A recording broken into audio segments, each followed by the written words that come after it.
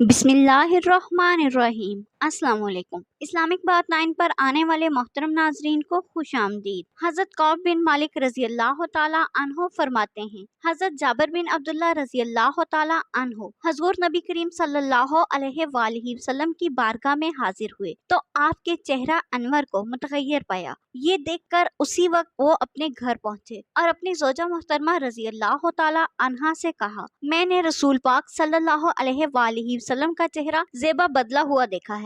मेरा गुमान है कि भूख के सबब ऐसा है। क्या तेरे पास कुछ मौजूद है? जवाब दिया, वल्लाह इस बकरी और थोड़े से बचे कुचे आटे के सिवा और कुछ नहीं। इसी वक्त बकरी को ज़िबा कर दिया और फरमाया कि जल्दी जल्दी गोश्त और रोटियां तैयार करो। जब खाना तैयार हो गया तो एक बड़े प्याले में रख के सरकारे नामदार सल्लल्लाहु अलैहि वसल्लम के दरबार में हाजिर हो गए और खाना पेश कर दिया। रहमतुल्लिल आलमीन सल्लल्लाहु अलैहि वसल्लम ने इरशाद फरमाया, ए जाबिर, अपनी कौम को जमा कर लो। मैं लोगों को लेकर हाजिर खिदमत बाबरकत हुआ। फरमाया, इनको जुदा जुदा टोलियां बनाकर मेरे पास भेजते रहो। इस तरह वो खाने लगे। जब एक टोली सैर हो जाती तो वो निकल जाती और दूसरी आ जाती, यहाँ तक के सब खा चुके और बर्तन में जितना खाना पहले था इतना ही सबके खाने के बाद भी मौजूद था। सरकारे मदीना सल्लल्लाहु अलैहि वसल्लम ने फरमाया, खाओ और हड्डी ना तोड़ो। फिर आप सल्लल्लाहु अलैहि वसल्लम ने बर्तन के बीच में हड्डियों को जमा किया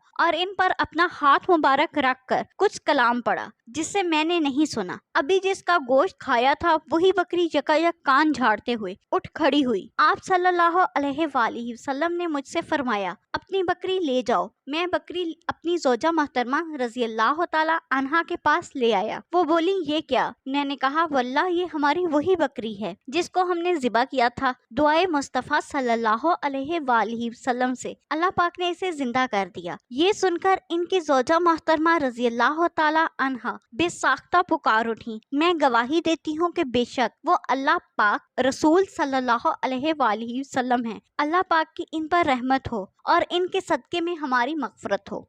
अल्लाह पाक हम सबका हामिया नासिर हो। मज़ीद इस्लामिक वीडियोस देखने के लिए हमारे चैनल को सब्सक्राइब करें। शुक्रिया।